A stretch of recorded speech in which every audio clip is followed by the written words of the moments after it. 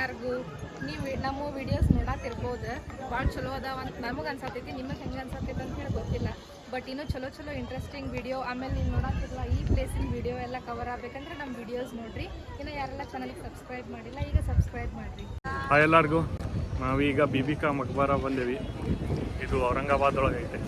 ಆಮೇಲೆ ಶಿರ್ಡಿಯಿಂದ 110 ಕಿಲೋಮೀಟ್ರೇನೋ ಅಷ್ಟು ದೂರ ಐತಿ. ಆಮೇಲೆ ಇದನ್ನು ಔರಂಗಜೇಬ್ ಅದನ್ನಲ್ಲ, ಅವರ ದೊಡ್ಡ ಮಗ ಅವ್ರ ತಾಯಿ ಸಲುವಾಗಿ ಕಟ್ಸಿದ್ದಂತಿದೆ. ಆಮೇಲೆ ಅವರೇನೋ ಇದು ಇರಾನದ್ದು ಕ್ವೀನ. ಆಮೇಲೆ ಅಲ್ಲಿಂದ ಇಲ್ಲಿ ಔರಂಗಜೇಬ್ ಮದುವೆ ಆದಮೇಲೆ ಇಂಡಿಯಾಗೆ ಬಂದಿದ್ದ. ಅದಾದಮೇಲೆ 5th ಸನ್ ಡೆಲಿವರಿ ಆಗಬೇಕಾದ್ರೆ ಏನೋ ಜ್ವರ ಬಂದೇನೋ ತೀರ್ಕೊಂಡ್ರಂತ. ಅದಾಗಿ 1657 ತೀರ್ಕೊಂಡ್ರು. 1660 ಇದನ್ನು ಕಟ್ಟ್ಯಾರ. ನೋಡೋಣ ಬರ್ರಿ ಹೆಂಗೈತಿ. ಇದನ್ನು ಮಿನಿ ತಾಜ್ ಮಹಲ್ ಅಂತಲೂ ಕರೀತಾರೆ. ನೋಡೋಣ ಹೆಂಗೈತಲ್ಲ. ಇಲ್ಲಿಂದ ಟಿಕೆಟ್ ತೊಗೊಂಡು ಹೋಗ್ಬೇಕೀಗ. ಇಲ್ಲಿ ನೋಡ್ರಿ, ಇಲ್ಲೇ ಬಿಬಿಕಾ ಮಕ್ಬಾರ. ಇಲ್ಲಿ ನೀವು ಸ್ಕ್ಯಾನ್ ಮಾಡಿದ್ರಂದ್ರೆ ನಿಮಗೆ ಸಿಕ್ಕಿಬಿಡ್ತೈತಲ್ಲ ಇನ್ಫಾರ್ಮೇಷನ್. ಅಲ್ಲಿ ಗೈಡನ್ನು ಸಿಗ್ತಾರೆ ನಿಮಗೆ ಬೇಕಂದ್ರೆ. ಇದು ಎಂಟ್ರೆನ್ಸ್. ಈಗ ಇದೆಲ್ಲ ಮೆಟ್ರೋ ಟೈಪನ್ನು ಮಾಡ್ಯಾರ. ಈಗೆಲ್ಲ ಕಾಯಿನ್ ಹಾಕಿ ಮುಂದೆ ಹೋಗೋದು. ಆಮೇಲೆ ಕ್ಯಾಮ್ರಾ ಟಿಕೆಟ್ 25 ರೂಪೀಸ್ ಅಂತ ಐತಿ. ನಮ್ದೇನು ಕ್ಯಾಮ್ರಾ ಇಲ್ಲ, ಓನ್ಲಿ ಫೋನ್ ಐತೆ ಅಷ್ಟೆ. ನಾನು ಸ್ವಲ್ಪ ಇನ್ಫಾರ್ಮೇಷನ್ ಕಲೆಕ್ಟ್ ಮಾಡೀನಿ, ಕೇಳುಂಬರ್ರಿ ಏನಂತ ಹೇಳಿ. ಬಿಬಿಕಾ ಮಕ್ಬರ್ ಭಾರತದ ಮಹಾರಾಷ್ಟ್ರದ ಔರಂಗಾಬಾದ್ ನಗರದಲ್ಲಿ ನೆಲೆಗೊಂಡಿರುವ ಒಂದು ಸಮಾಧಿಯಾಗಿದೆ. ಇದನ್ನು 1660ರಲ್ಲಿ ಮೊಘಲ್ ಚಕ್ರವರ್ತಿ ಔರಂಗಜೇಬನ ಮಗ ರಾಜ್ಕುಮಾರ್ ಅಜಮ್ ಶಾ ತನ್ನ ಪ್ರೀತಿಯ ತಾಯಿ ದಿಲ್ರಾಜ್ ಬಾನು ಬೇಗಂ ನೆನಪಿಗಾಗಿ ನಿಯೋಜಿಸಿದರು. ಇದು ತಾಜ್ ಮಹಲ್ ಅನ್ನು ಹೋಲುತ್ತದೆ. ಔರಂಗಜೇಬ್ನ ತಾಯಿ ಮಮತಾಜ್ ಮಹಲ್ ಸಮಾಧಿ, ಮತ್ತು ಆದ್ದರಿಂದ ಇದನ್ನು ಡೆಕ್ಕನ್ ತಾಜ್ ಎಂದು ಕರೆಯುತ್ತಾರೆ. ಔರಂಗಜೇಬ್ ಅವರು ದೆಹಲಿಯಲ್ಲಿ ಚಿಕ್ಕ ಆದರೆ ಸೊಗಸಾದ ಮೋತಿ ಮಸೀದಿಯನ್ನು ನಿಯೋಜಿಸಿದರು. ವಾಸ್ತುಶಿಲ್ಪದಲ್ಲಿ ಹೆಚ್ಚು ಆಸಕ್ತಿ ಹೊಂದಿರಲಿಲ್ಲ. ಬಿಬಿಕಾ ಮಕ್ಬರ್ ಔರಂಗಜೇಬ್ ನಿರ್ಮಿಸಿದ 2ನೇ ದೊಡ್ಡ ಕಟ್ಟಡವಾಗಿದೆ.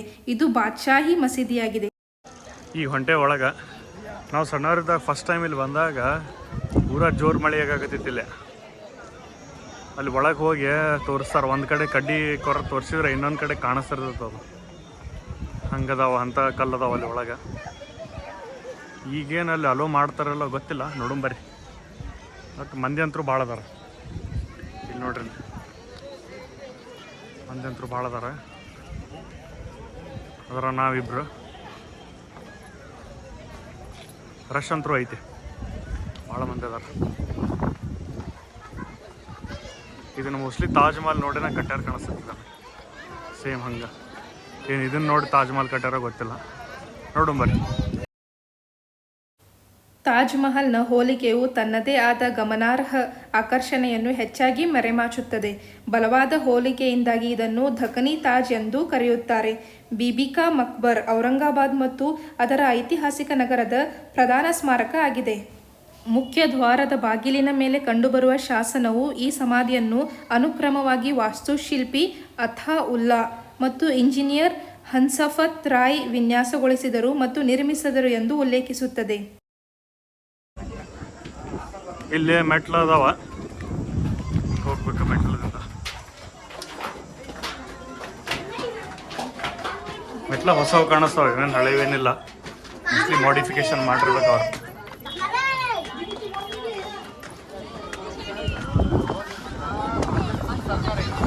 ಓಕೆ, ಇಲ್ಲಿ ನೋಡ್ರಿ, ಇಲ್ಲಿ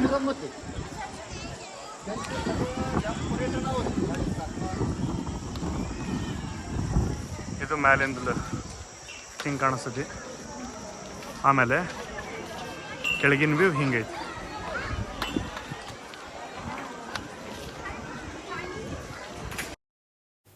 ದಿಲ್ರಾಜ್ ಬಾನು ಬೇಗಂ ಅವರು ಇರಾನ್ದ ಪ್ರಮುಖ ಸಫಾವಿಡ್ ರಾಜವಂಶದ ರಾಜಕುಮಾರಿಯಾಗಿ ಜನಿಸಿದರು ಮತ್ತು ಗುಜರಾತ್ನ ವೈಸ್ರಾಯ್ ಆಗಿದ್ದ ಮಿರ್ಜಾ ಬಡಿ ಉಜ್ ಜಮಾನಿ ಸಫಾವಿ ಅವರ ಮಗಳು.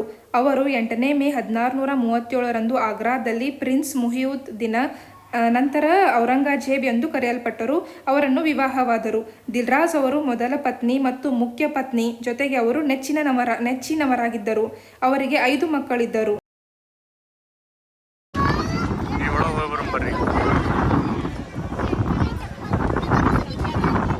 ಇಲ್ಲಿ ಆ್ಯಕ್ಚುಲಿ ಸ್ಟಾರ್ಟಿಂಗ್ ಮೆಟ್ಲದಾವ, ಹಿಂಗೆ ಡೈರೆಕ್ಟ್ ಸಮಾಧಿ ಹೋಗ್ಬೋದು.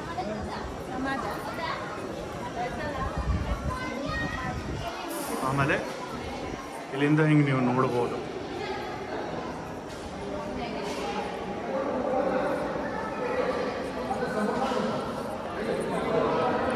ಇದು ಅವ್ರ ಸಮಾಧಿ.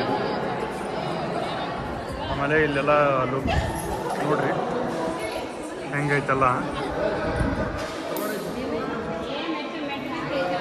ಇದೆಲ್ಲ ನೋಡ್ರಿ ಹೆಂಗೈತೆ.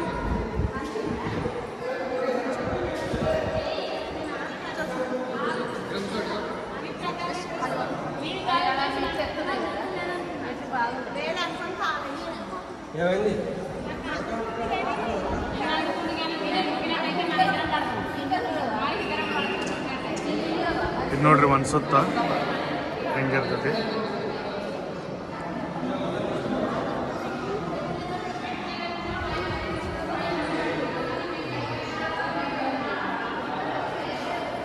ಇಲ್ಲಿ ನೋಡ್ರಿ ಇದೆಲ್ಲ ಒಳಗಿನ ಡಿಸೈನ್ ಇದಾವ.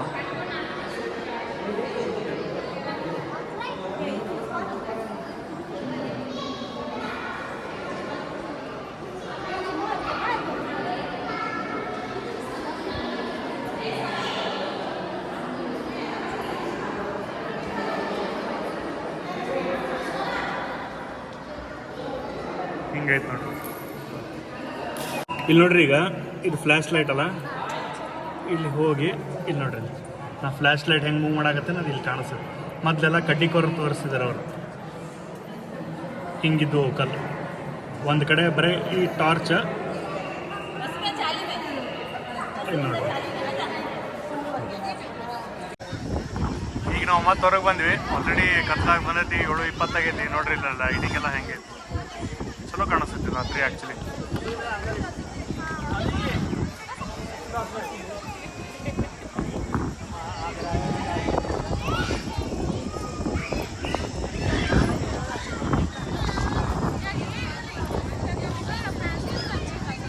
ಈಗ ಇಷ್ಟೋ ತನಕ ನಾವೆಲ್ಲ ಒಳಗೆಲ್ಲ ನೋಡ್ಕೊಂಡ್ಬಂದ್ವಿ.